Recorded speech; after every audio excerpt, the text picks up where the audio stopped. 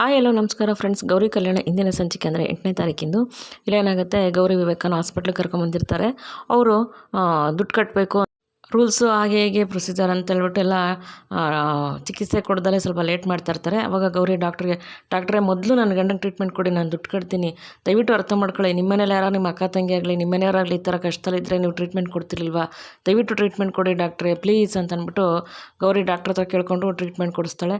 ಸರಿ ಆಯಿತು ಅಂತ ಹೇಳ್ಬಿಟ್ಟು ಟ್ರೀಟ್ಮೆಂಟ್ ಕೊಡ್ತಾ ಇರ್ತಾರೆ. ಈ ಕಡೆ ಗೌರಿ ಓಡಿ ಬರ್ತಾಳೆ, ರಿಸೆಪ್ಷನಲ್ಲಿ ಫೋನ್ ತೊಗೊಂಡು ಶ್ಯಾಮಿಗೆ ಫೋನ್ ಮಾಡ್ತಾಳೆ.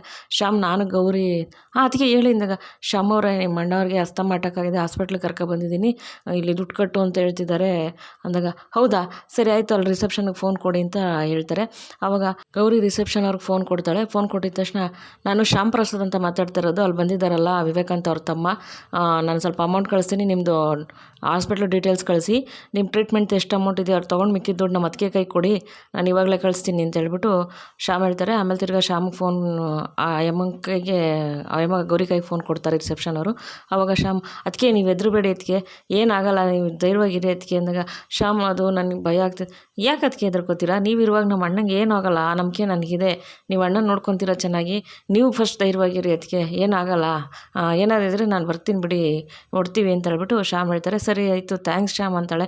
ಅದಕ್ಕೆ ಯಾಕೆ ಥ್ಯಾಂಕ್ಸ್ ಯಾಕೆ ಹೇಳ್ತಿದ್ದೀರಾ, ಅಣ್ಣ ನಮ್ಮನೆಯವ್ರು, ನೀವು ನಮ್ಮನೆಯವ್ರು, ನಾವು ಕುಟುಂಬ, ಅದಕ್ಕೆ ಕುಟುಂಬದಲ್ಲಿ ಥ್ಯಾಂಕ್ಸ್ ಎಲ್ಲ ಹೇಳ್ಬಾರ್ದು ಅಂತ ಹೇಳ್ಬಿಟ್ಟು ಶ್ಯಾಮ್ ಫೋನ್ ಕಟ್ ಮಾಡ್ತಾರೆ. ಸರಿ, ಇಲ್ಲಿ ಓಡಿ ಬರ್ತಾಳೆ ವಿವೇಕ್ ಹತ್ರ, ಅಲ್ಲಿ ಟ್ರೀಟ್ಮೆಂಟ್ ಕೊಡ್ತಾ ಇರ್ತಾರೆ. ವಿವೇಕ್ ನೋಡ್ತಾಳೆ, ತುಂಬಾ ಹೇಳ್ತಾ ಇರ್ತಾಳೆ ಗೌರಿ. ವಿವೇಕ್ ಎಲ್ಲ ಅಬ್ಸರ್ವ್ ಮಾಡ್ತಿರ್ತಾರೆ, ಇವಳು ಅಳೋದೆಲ್ಲ ಅಬ್ಸರ್ವ್ ಮಾಡ್ತಿರ್ತಾರೆ. ಆವಾಗ ವಿವೇಕ್ ಒಳಗಡೆ ಬರ್ತಾಳೆ. ಒಳಗಡೆ ಬಂದ್ಬಿಟ್ಟು ವಿವೇಕ್ ಸ್ವಲ್ಪ ಎದ್ದೇಳೋ ಥರ ಮಾಡ್ತಾರೆ. ಅವಾಗ ಎದ್ದೇಳ್ಬಿಟ್ಟು ಇರಿ ಡಾಕ್ಟ್ರು ನರ್ಸು ಅಂತ ಕರೀತಾಳೆ. ಅವಾಗ ವಿವೇಕ್ ಮಾತಾಡಬೇಡಿ ನೀವು ಸುಮ್ಮನಿರಿ, ಡಾಕ್ಟ್ರೇ ಪ್ಲೀಸ್ ಬೇಗ ಬನ್ನಿ ಡಾಕ್ಟ್ರೇ ಬೇಗ ಬನ್ನಿ ಅಂತ ಅಂದ್ಬಿಟ್ಟು ಕೂಕೋತಾಳೆ. ಡಾಕ್ಟ್ರು ಬರ್ತಾರೆ. ಬಂದ್ಬಿಟ್ಟು ಹಾಯ್ ಮೇಡಮ್ ಅಂದಾಗ, ಇವ್ರು ನೋಡಿ ಅಂತ ಅಂದಾಗ, ಆವಾಗ ಚೆಕ್ ಮಾಡಿಬಿಟ್ಟು ನರ್ಸ್ ಮಾಸ್ಕೆಲ್ಲ ತೆಗೀರಿ ಅಂತ ತೆಗೆಸ್ಬಿಟ್ಟು, ಏನಿಲ್ಲ ಇವಾಗ ಹುಷಾರಾಗಿದ್ದಾರೆ ಅಂದಾಗ, ಮೇಡಮ್ ಸಾರಿ, ನಾನು ಆ ಟೈಮಲ್ಲಿ ರೂಲ್ಸು ಅಂತ ಹೇಳ್ಬಾರ್ದಾಗಿತ್ತು, ಆದರೆ ಏನು ಮಾಡೋದು, ನಮಗೂ ಹಾಸ್ಪಿಟ್ಲಿಂದ ಪ್ರೊಸೀಜರ್ಸ್ ಎಲ್ಲ ಇರುತ್ತವಲ್ವ, ಅದರಿಂದ ಆ ಥರ ಹೇಳ್ಬಿಟ್ಟೆ, ಬೇಜಾರು ಮಾಡ್ಕೊಬೇಡಿ ಅಂತ ಡಾಕ್ಟ್ರು ಕೇಳ್ತಾರೆ. ಗೌರಿ, ಡಾಕ್ಟ್ರೆ ನಾನು ದಯವಿಟ್ಟು ನನ್ನನ್ನು ಕ್ಷಮಿಸ್ಬಿಡಿ, ಆ ಟೈಮಲ್ಲಿ ನಾನು ನನ್ನ ಗಂಡ ಉಸಿರಾಡ್ತಾ ಕಷ್ಟ ಆಗ್ತಿತ್ತಲ್ಲ, ಆ ಟೈಮಲ್ಲಿ ನಾನು ನಿಮ್ಮನ್ನು ಏನೇನು ಅಂದ್ಬಿಟ್ಟೆ, ದಯವಿಟ್ಟು ಕ್ಷಮಿಸ್ಬಿಡಿ. ನಾನು ನನ್ನ ಗಂಡನೇ ಅಂತಲ್ಲ ಡಾಕ್ಟ್ರೆ, ಯಾರೇ ಅಂತ ಕಷ್ಟದಲ್ಲಿ ಬಂದಾಗ ಮೊದಲು ನೀವು ಅವ್ರಿಗೆ ಟ್ರೀಟ್ಮೆಂಟ್ ಕೊಡಿ, ಆಮೇಲೆ ಬಾಕಿ ಪ್ರೊಸೀಜರ್ಸ್ ಎಲ್ಲ ಏನು ಬೇಕೋ ಅದನ್ನು ಮಾಡಿ, ಮೊದಲು ಯಾರೇ ಬಂದರೂ ಅಷ್ಟೇ, ಎಷ್ಟೇ ಕಷ್ಟ ಆದರೂ ಫಸ್ಟು ಟ್ರೀಟ್ಮೆಂಟ್ ಕೊಟ್ಬಿಡಿ ನೀವು ಅಂತ ಅಂದ್ಬಿಟ್ಟು ಗೌರಿ ಅಂತಾಳೆ. ಡಾಕ್ಟ್ರು, ಸರಿಮ್ಮ, ಇನ್ಮೇಲೆ ನಾನು ಆ ಥರ ಮಾಡೋಕ್ಕೆ ಪ್ರಯತ್ನ ಪಡ್ತೀನಿ, ನೀವು ಇನ್ನು ಹೊಡ್ಬೋದು ಅಂತ ಹೇಳ್ತಾರೆ. ಅವಾಗ ಡಾಕ್ಟ್ರಿಗೆ ವಿವೇಕ್ ಒಂದು ಸತಿ ಕೇಳ್ತಾರೆ, ಸರ್ ನಾನು ಮನೆಗೆ ಹೋಗ್ಬೋದಾ ಅಂತ. ಓಕೆ ಹೋಗ್ಬೋದು, ಏನಿಲ್ಲ ಅಂತ ಅಂದ್ಬಿಟ್ಟು ಅಂತಾರೆ. ಶ್ಯಾಮ್ ಹೇಳಿರ್ತಾರೆ, ನಾನು ಕಾರ್ ಕಳಿಸ್ತೀನಿ, ಕಾರಲ್ಲಿ ಬನ್ನಿ ಅಂತ ಶ್ಯಾಮ್ ಫೋನಲ್ಲೇ ಗೌರಿಗೆ ಹೇಳಿರ್ತಾರೆ. ಆಮೇಲೆ ಸರಿ ಅಂತ ಹೇಳ್ಬಿಟ್ಟು ಡಿಸ್ಚಾರ್ಜ್ ಎಲ್ಲ ಮಾಡಿಸ್ಕೊಂಡು, ಥ್ಯಾಂಕ್ಸ್ ಡಾಕ್ಟ್ರ್ ಅಂತ ಅಂದ್ಬಿಟ್ಟು, ಪರವಾಗಿಲ್ಲ ಮೇಡಮ್ ಅಂತ ಡಾಕ್ಟ್ರ್ ಹೇಳ್ತಾರೆ. ಸರಿ, ವಿವೇಕ್ನ ಡಿಸ್ಚಾರ್ಜ್ ಮಾಡಿಸ್ಕೊಂಡು ಬರ್ತಿದ್ದಂಗೆ ಆಫೀಸ್ ಕಾರ್ ಬರುತ್ತೆ. ವಿವೇಕು ಗೌರಿ ಮುಖ ನೋಡ್ತಾರೆ. ಆಮೇಲೆ, ನಾನೇ ಶ್ಯಾಮ್ ಅವ್ರಿಗೆ ಫೋನ್ ಮಾಡಿದ್ದೆ, ಅವ್ರು ಕಾರ್ ಕಳಿಸ್ತೀನಿ ಅಂತ ಹೇಳಿದ್ರು, ಅದಕ್ಕೆ ಕಾರ್ ಬಂದಿದೆ, ಬನ್ನಿ ಹುಷಾರಾಗಿ ಬನ್ನಿ ಅಂತ ಅಂದ್ಬಿಟ್ಟು ಗೌರಿ ವಿವೇಕ್ನ ಮೆತ್ತಿಗಿಡ್ಸ್ಕೊಂಡು ಕರ್ಕೊಂಬತ್ತಾ ಇರ್ತಾಳೆ. ವಿವೇಕ್ ಅವರು ಡ್ರೈವರ್ ಅವ್ರಿಗೆ, ನೀವು ಒಂದು ಕೆಲಸ ಮಾಡಿ, ಆ 2 ವೀಲರ್ ತೊಗೊಬನ್ನಿ, ನಾನು ಕಾರ್ ಡ್ರೈವ್ ಮಾಡ್ತೀನಿ ಅಂತ ಹೇಳ್ತಾರೆ. ಸರ್ ಅಂತ ಡ್ರೈವರ್ ಅವ್ರು ಕೇಳ್ತಾರೆ. ಅವಾಗ, ಇಲ್ಲ ನಾನು ಕಾರ್ ಡ್ರೈವ್ ಮಾಡ್ತೀನಿ, ಪರವಾಗಿಲ್ಲ ಹುಷಾರಾಗಿದ್ದೀನಿ ಅಂತ ಅಂದ್ಬಿಟ್ಟು ವಿವೇಕ್ ಹೇಳ್ತಾರೆ. ಅವಾಗ ಗೌರಿ, ಬೇಡ ರೀ, ನಿಮ್ಗೆ ಆರಾಮಿಲ್ಲ, ನೀವು ಬನ್ನಿ ಕೂತ್ಕೊಳ್ಳಿ, ಅವರು ಡ್ರೈವ್ ಮಾಡ್ತಾರೆ, ನೀವು ಬನ್ನಿ ಅಂದಾಗ, ಪರವಾಗಿಲ್ಲ ಅಂತ ಹೇಳಿದ್ನಲ್ವಾ, ನಾನು ಆರಾಮಾಗಿದ್ದೀನಿ, ನಾನು ಡ್ರೈವ್ ಮಾಡ್ತೀನಿ, ನೀವು ಈ 2 ವೀಲರ್ ತೊಗೊಬನ್ನಿ ಅಂತ ಹೇಳ್ಬಿಟ್ಟು, ಕೂತ್ಕೊ ನೀನು ಅಂತ ಹೇಳ್ಬಿಟ್ಟು ಗೌರಿನ ಕೂರಿಸ್ಕೊಂಡು ವಿವೇಕ್ ಕಾರ್ ಓಡಿಸ್ಕೊಂಬರ್ತಾ ಇರ್ತಾರೆ. ಸ್ವಲ್ಪ ಕೆಮ್ಮಿದ ತಕ್ಷಣ ಗೌರಿ ಅದು ಇನ್ಹೇಲರ್ ಇರುತ್ತಲ್ಲ, ಅದನ್ನು ಇದು ಮಾಡೋಕೆ ಔಷಧಿ ಕೊಡೋಕೆ ಹೋಗ್ತಾಳೆ ಇನ್ಹೇಲರಲ್ಲಿ. ಅವಾಗ, ಪರವಾಗಿಲ್ಲ ಬೇಡ, ನಾನು ಸ್ವಲ್ಪ ಕೆಮ್ಮದೆ ಅಷ್ಟೇ, ನನಗೇನು ಅಸ್ತಮ ಬಂದಿಲ್ಲ, ಕೆಮ್ಮದೆ ಅಂದಾಗ, ಸರಿ ಸ್ವಲ್ಪ ನೀರು ಕುಡಿತೀರಾ ಅಂತ ಅಂದ್ಬಿಟ್ಟು ನೀರು ಕೊಡ್ತಾಳೆ. ಅವಾಗ ವಿವೇಕ್ ಗೌರಿ ಮುಖನೇ ನೋಡಿಕೊಂಡು ನೀರು ಕುಡಿತಾರೆ. ಆಮೇಲೆ ಸರಿ ಅಂದ್ಬಿಟ್ಟು ಮನೆಗೆ ಬರ್ತಾರೆ. ಮನೆಗೆ ಬಂದಿದ ತಕ್ಷಣ ಗೌರಿ ಕೂರಿಸ್ತಾಳೆ. ಸ್ವಲ್ಪ ಹೊತ್ತು ಕೂತ್ಕೊಳ್ಳಿ, ಆರಾಮಾಗಿ ರೆಸ್ಟ್ ಮಾಡಿ, ಏನಾರು ಬೇಕಾದ್ರೆ ಕೇಳಿ, ಸ್ವಲ್ಪ ಹೊತ್ತು ಕೂತ್ಕೊಳ್ಳಿ ಅಂತಾಳೆ. ಏನಿಲ್ಲ, ನಾನು ಆರಾಮಾಗಿದ್ದೀನಿ, ನೀನೇನು ಟೆನ್ಷನ್ ಮಾಡ್ಕೊಬೇಡ, ಆರಾಮಾಗಿದ್ದೀನಿ ಅಂತ ವಿವೇಕ್ ಹೇಳ್ತಾರೆ. ಅವಾಗ, ಇರಿ ನಾನು ಸ್ವಲ್ಪ ಹೋಗಿ ಊಟ ತೊಗೊಂಬರ್ತೀನಿ, ನಿಮ್ಗೆ 2 ನಿಮಿಷ ಅಂದಾಗ, ನನಗೇನು ಬೇಡ, ನಂಗೆ ತಿನ್ನೋ ಮನಸ್ಸಿಲ್ಲ, ನನಗೇನು ಬೇಡ ಅಂದಾಗ, ಮನಸ್ಸಿರಲ್ಲ ಆದರೆ ಊಟ ಮಾಡಲೇಬೇಕಲ್ವ ನೀವು, ಊಟ ಮಾಡ್ದಲ್ಲಿ ಇರೋಕ್ಕಾಗತ್ತಾ, ಇನ್ನೂ ತುಂಬ ಸುಸ್ತಾಗಿಬಿಡ್ತೀರಾ ನೀವು, 2 ನಿಮಿಷದಲ್ಲಿ ನಾನು ಅಡುಗೆ ಮಾಡ್ಕೊಂಬರ್ತೀನಿ ರೀ ಅಂತ ಗೌರಿ ಆ ಕಡೆ ಅಡುಗೆ ಮನೆಗೆ ಹೋಗ್ತಾಳೆ. ಇಲ್ಲಿ ಕಡೆ ಏನಾಗುತ್ತೆ, ಕಾಂತಲಕ್ಷ್ಮಿ ಮತ್ತು ವೀರಣ್ಣವ್ರು ಹತ್ಕೊಂಡೇ ಕೂತಿರ್ತಾರೆ, ಅಳ್ತಾನೆ ಇರ್ತಾರೆ.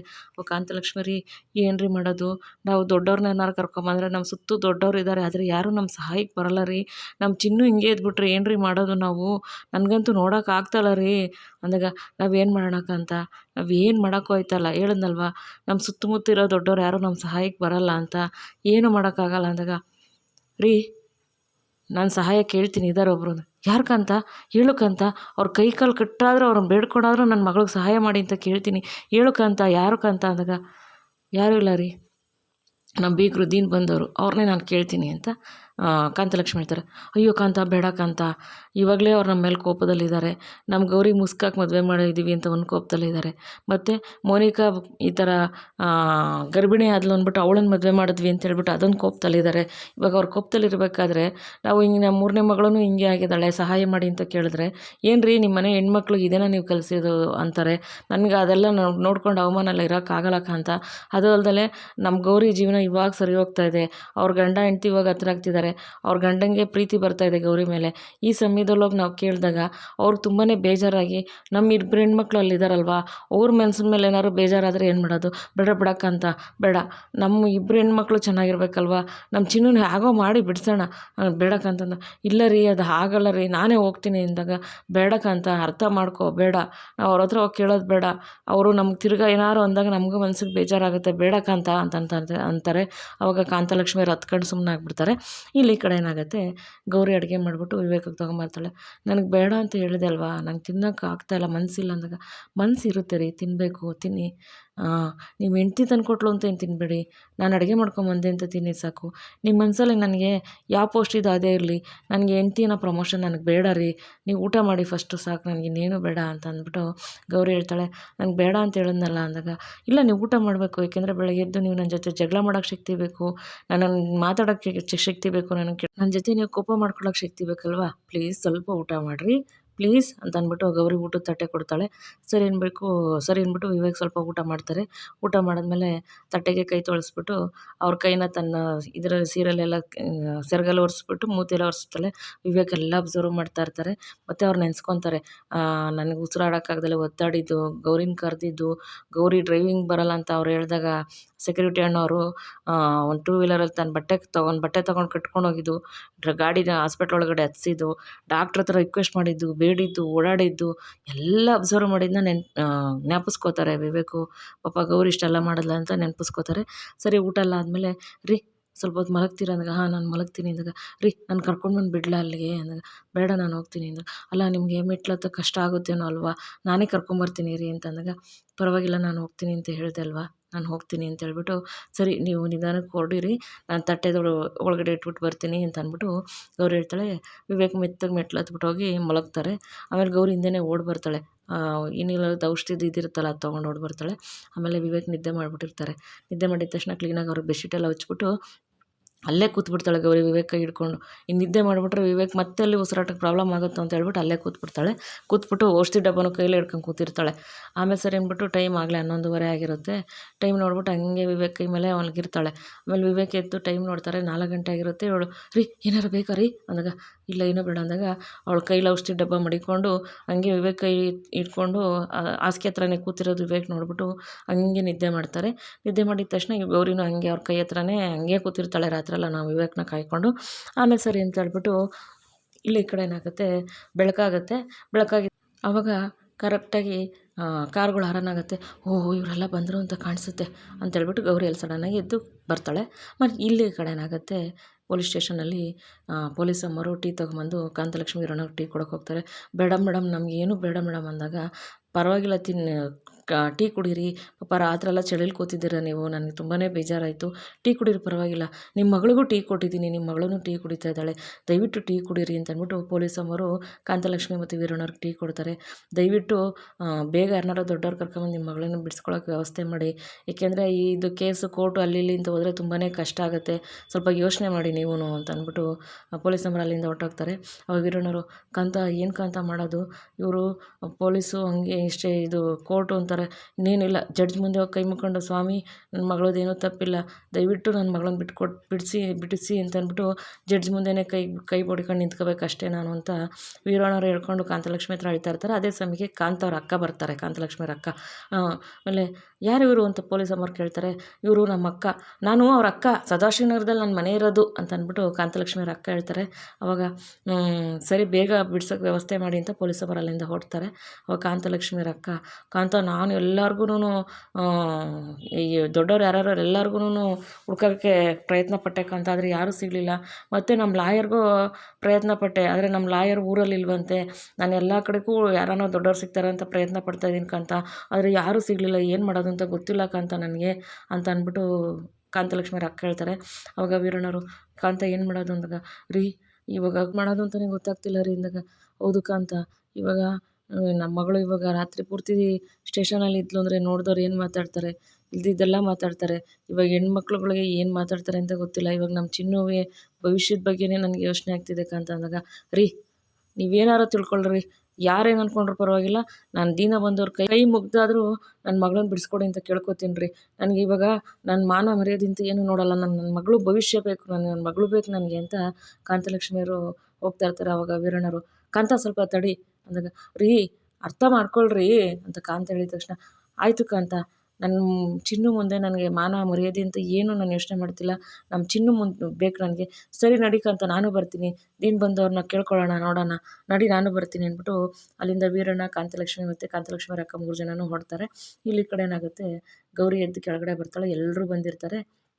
ಅನಿಕೇತು ಮತ್ತು ಮೋನಿಕಾ, ಚಂಚಲ, ಅಜ್ಜಿ, ತಾತ, ಶ್ಯಾಮು, ಜ್ಞಾನೇಶು, ಆಶಾ ಎಲ್ಲರೂ ಸರಿತವರು ಅಲ್ಲೇ ಇರ್ತಾರೆ. ಗೌರಿ ಮೆತ್ತಿಗೆ ಬರ್ತಾಳೆ. ಅವಾಗ, ಅಮ್ಮ ವಿವೇಕ್ ಹೇಗಿದ್ದಾನಮ್ಮ ಅಂದಾಗ, ಹಾಂ ಆರಾಮಾಗಿದ್ದಾರೆ ಅಜ್ಜಿ, ಮಲಗಿದ್ದಾರೆ, ನಿಮ್ಮ ಪ್ರಯಾಣ ಎಲ್ಲ ಚೆನ್ನಾಗಿತ್ತಾ ಅಂತ ಅಂದ್ಬಿಟ್ಟು ಗೌರಿ ಅಜ್ಜಿ ಕೇಳ್ತಾಳೆ. ಹ್ಞೂ ಅಮ್ಮ ಚೆನ್ನಾಗಿತ್ತು ಅಂದಾಗ ಆಶಾ, ಗೌರಿ ನಾವಲ್ಲಿ ರಾಯರ ದರ್ಶನ ಮಾಡ್ತಿದ್ರು ಈ ಕಡೆಗೆ ಮನಸ್ಸು ಗೌರಿ, ಅದಕ್ಕೆ ರಾಯರ ದರ್ಶನ ಆಗಿದ ತಕ್ಷಣ ಬಂದ್ಬಿಟ್ವಿ ನಾವು ಅಂತ ಅಂದ್ಬಿಟ್ಟು ಆಶಾ ಹೇಳ್ತಾರೆ. ಅವಾಗ ಅಜ್ಜಿ ಮತ್ತು ಸರಿತವರು ವಿವೇಕ್ ನೋಡ್ತೀನಿ ಅಂತ ಹೋಗ್ತಾರೆ. ಅಜ್ಜಿ ಬೇಡ ಅಜ್ಜಿ, ಇವಾಗ ತಾನೇ ಮಲಗಿದ್ದಾರೆ ಅಜ್ಜಿ ಅವರು ಅಂತ ಅಂದ್ಬಿಟ್ಟು ಗೌರಿ ಹೇಳ್ತಾಳೆ. ಅವಾಗ ಸರಿತಾ, ಏಯ್ ನಿಂದೇನೇ ಇಲ್ಲಿ ಉಸಾಬರಿ, ಹಾಂ ನಾವು ನೋಡ್ತೀವಿ ಅಂದರೆ ನಿಂದೇನು ಉಸಾಬರಿ ಅಲ್ಲ ಕಣೆ. 25 ವರ್ಷ ನನ್ನ ಮಗನ ನಾನು ರೆಪ್ಪೆ ಥರ ಕಾಪಾಡ್ಕೊಂಡಿದ್ದೀನಿ. ಒಂದು ದಿವಸ ನನ್ನ ಮಗನ ಕಾಪಾಡ್ಕೊಳಕ್ಕಾಗಲಿಲ್ವೇ ನಿನ್ನ ಕೈಲಿ? ಒಂದು ದಿವಸ ನೋಡಿದ್ರ ಮಾವ, ನಾನು ಹೇಳ್ದೆ ತಾನೆ ಇವಳಿಗೆ ನನ್ನ ಮಗನ ಮದುವೆ ಮಾಡ್ಸೋದು ಬೇಡ, ನನ್ನ ಮಗನ ಚೆನ್ನಾಗಿ ನೋಡ್ಕೋಬೇಕು, ಪ್ರೀತಿಯಿಂದ ನೋಡ್ಕೋಬೇಕು, ಅವನು ಕಣ್ಣಲ್ಲಿ ಕಣ್ಣಿಟ್ಟು ನೋಡ್ಕೋಬೇಕು ಅಂತ ಹೆಂಡ್ತಿನ ತರಬೇಕು ಅಂತ ನಾನು ಹೇಳ್ದೆ ನಿಮಗೆ. ಇವಳನ್ನ ನನ್ನ ಮಗನ ಮದುವೆ ಮಾಡಿಸ್ಬಿಟ್ಟು ಇವಾಗ ನನ್ನ ಮಗನ ಇವಳು ಒಂದು ದಿವಸ ನೋಡ್ಕೊಳಕ್ಕಾಗ್ತಿಲ್ವಲ್ಲ ಮಾವ ಇವಳಿಗೆ ಅಂತ ಅಂದ್ಬಿಟ್ಟು ಸರಿತವ್ರು ಅಂತಾರೆ. ಅವಾಗ ಆಶಾ, ಅಕ್ಕ ವಿವೇಕ್ ಹುಷಾರಿಲ್ಲ ಅಂದರೆ ಪಾಪ ಅವಳೇನು ಮಾಡ್ತಾಳೆ ಅಂದರೆ, ನಿನ್ಗೆ ಗೊತ್ತಾಗಲ್ಲ ಸುಮ್ಮನಿರೋ ಆಶಾ ನೀನು ಅಂತ ಅಂದ್ಬಿಟ್ಟು ಸರಿತವ್ರು ಅಂತಾರೆ. ಇವಾಗ ಅಲ್ಲ ಕಣೆ, ನನ್ನ ಮಗನ ನೀನು ಒಂದು ಫೋನ್ ಮಾಡಿ ನಮ್ಗೆ ಹೇಳ್ಬೇಕಲ್ವಾ, ನೀನೇ ಎಲ್ಲ ಮಾಡೋಕ್ಕೆ ನಿನ್ಗೆ ಯಾರೋ ಇಷ್ಟೊಂದು ಪರ್ಮಿಷನ್ ಕೊಟ್ಟಿದ್ದು, ರೈಟ್ಸ್ ಕೊಟ್ಟಿದ್ದು ನಿನಗೆ ಅಂತ ಅಂದ್ಬಿಟ್ಟು ಸರಿತವ್ರು ಕೇಳ್ತಾರೆ. ಅವಾಗ ತಕ್ಷಣ ತಾಳಿ ತೋರಿಸ್ತಾಳೆ. ಅತ್ತೆ ಇದತ್ತೆ, ಈ ತಾಳಿನೇ ನನಗೆ ಪರ್ಮಿಷನ್ ಕೊಟ್ಟಿದ್ದು. ಆ ಸಮಯದಲ್ಲಿ ನನ್ನ ಗಂಡ ಉಸಿರಾಡೋಕ್ಕಾಗ್ತಿರ್ಲಿಲ್ಲ, ಏನು ಮಾಡಬೇಕು ಏನು ಬಿಡಬೇಕು, ಫೋನ್ ಮಾಡಬೇಕು ಯಾರಿಗೆ ಮಾಡಬೇಕು ನನಗೇನು ಗೊತ್ತಿಲ್ಲ. ನನಗಿದ್ದಿದ್ದು ಮೊದಲು ನನ್ನ ಗಂಡನ ಉಳಿಸ್ಕೋಬೇಕು ಅಂತ. ಆ ಸಮಯದಲ್ಲಿ ನಾನು ಏನು ಮಾಡಬೇಕು ಅಂತ ಗೊತ್ತಾಗ್ದಲ್ಲ ನನ್ನ ಗಂಡನ ಉಳಿಸ್ಕೊಳ್ಳೋಕ್ಕೋಸ್ಕರ ನಾನು ಹೋರಾಡಿದ್ದೀನಿ ಅಷ್ಟೇನೇ. ನಾನು ಯಾರಿಗೆ ಫೋನ್ ಮಾಡಬೇಕು ಬಿಡಬೇಕು ಅಂತ ಗೊತ್ತಿಲ್ಲ. ಕೊನೆಗೆ ಶ್ಯಾಮ್ ಅವ್ರಿಗೆ ನಾನು ಫೋನ್ ಮಾಡಿದ್ದು ಅಂದಾಗ, ಅದೇನೇ ಅಮ್ಮ ಗೌರಿ, ನೀನು ಯಾರಿಗಾರು ತಿಳಿಸ್ಬೇಕಿತ್ತಲ್ವ ಅಮ್ಮ ಅಂತ ಅಂದ್ಬಿಟ್ಟು ಅಜ್ಜಿ ಕೇಳ್ತಾರೆ. ಅದೇ ಅಜ್ಜಿ, ಆ ಸಮಯದಲ್ಲಿ ನನ್ನ ಗಂಡನ ಉಳಿಸ್ಕೋಬೇಕು ಅನ್ನೋದು ಬಿಟ್ಟರೆ ನನಗೇನು ಇರಲಿಲ್ಲ ಅಜ್ಜಿ ಅಂತ ಅಂದ್ಬಿಟ್ಟು ಗೌರಿ ಹೇಳ್ತಾಳೆ. ಅವಾಗ ಮೋನಿಕಾ, ಓಹೋ ಏಕೆ ಫೋನ್ ಮಾಡಿ ಇನ್ಫಾರ್ಮ್ ಮಾಡ್ಬೋದಿತ್ತಲ್ಲ, ಎಲ್ಲ ನೀನೇ ಜವಾಬ್ದಾರಿ ತೊಗೊಂಡ್ಬಿಟ್ಟಿದ್ಯಾ ಮನೇಲಿ, ಆ ಮನೇಲೂ ಹಂಗೆ ಮಾಡ್ತಿದ್ದೆ ಇಲ್ಲೂ ಹಂಗೆ ಮಾಡ್ತೀಯ ಅಂದಾಗ, ನಿನಗೆ ಉತ್ತರ ಕೊಡೋ ಅವಶ್ಯಕತೆ ನನಗಿಲ್ಲ, ಸುಮ್ಮನೆ ನಿಂತ್ಕೊ ನೀನು ಅಂತ ಗೌರಿ ಮೋನಿಕಂಗೆ ಹೇಳ್ತಾಳೆ. ಮೋನಿಕಾ ಸುಮ್ಮನೆ ಆಗ್ಬಿಡ್ತಾಳೆ. ಆಮೇಲೆ ಸರಿ ಅಂತ ಹೇಳ್ಬಿಟ್ಟು ಸರಿತಾ, ಅಲ್ಲ ಕಣೆ, ಒಂದು ದಿವಸ ನನ್ನ ಮಗನ ನೋಡ್ಕೊಳಕ್ಕಾಗಲಿಲ್ವಲ್ಲ ನಿನ್ನ ಕೈಲಿ ಅಂತ ಸರಿತಾ ಗೌರಿನ ಮಾತಾಡ್ತಾನೆ ಇರ್ತಾರೆ. ಅವಾಗ ಶ್ಯಾಮು, ದೊಡ್ಡಮ್ಮ ಇದರಲ್ಲಿ ಅತ್ತಿಗೆದೇ ತಪ್ಪಿದೆ, ಅಣ್ಣಂಗೆ ಹುಷಾರಿಲ್ದಿದ್ದಾಗ ಅತ್ತಿಗೆನೇ ತಾನೇ ನೋಡಿಕೊಂಡಿದ್ದು ಅಂದಾಗ, ಶ್ಯಾಮ್ ನೀನು ಪದೇ ಇವಳು ನೋಯಿಸ್ಕೊಂಡು ಮಧ್ಯೆ ಬರಬೇಡ ಶ್ಯಾಮ್, ಸುಮ್ಮನೆ ಇದ್ಬಿಡು ನೀನು ಅಂತ ಅಂದ್ಬಿಟ್ಟು ಸರಿತಾ ಅವರು ಶ್ಯಾಮ್ಗೆ ಹೇಳ್ತಾರೆ. ಅವಾಗ ಜ್ಞಾನೇಶ್ವರು, ಅಪ್ಪ ಶ್ಯಾಮ್ ಸುಮ್ಮನೆ ಇದ್ಬಿಡಪ್ಪ ನೀನು, ಅದೇನು ಮಾಡೋಕ್ಕಾಗಲ್ಲ, ತಾಯಿ ಪ್ರೀತಿ ಅಲ್ವಾ, ಅದಕ್ಕೆ ಹಂಗೆ ಮಾತಾಡ್ತಿದ್ದಾರೆ, ಸುಮ್ಮನೆ ಇದ್ಬಿಡು, ಇಲ್ಲಿ ಸತ್ಯ ಬಾಗ್ಲಲ್ಲಿ ನಿಂತಿದೆಪ್ಪ, ಯಾರಿಗೂ ಗೊತ್ತಾಗ್ತಿಲ್ಲ, ಸುಮ್ಮನೆ ಇದ್ಬಿಡು ನೀನು, ಏನು ಮಾತಾಡಬೇಡ. ಅತ್ತೆ ಆದವ್ರಿಗೆ ತಾಯಿ ಸೊಸೆ ಬಗ್ಗೆ ಏನು ಅಂತ ಅತ್ತೆನೂ ಅರ್ಥ ಮಾಡ್ಕೋತಿಲ್ಲ.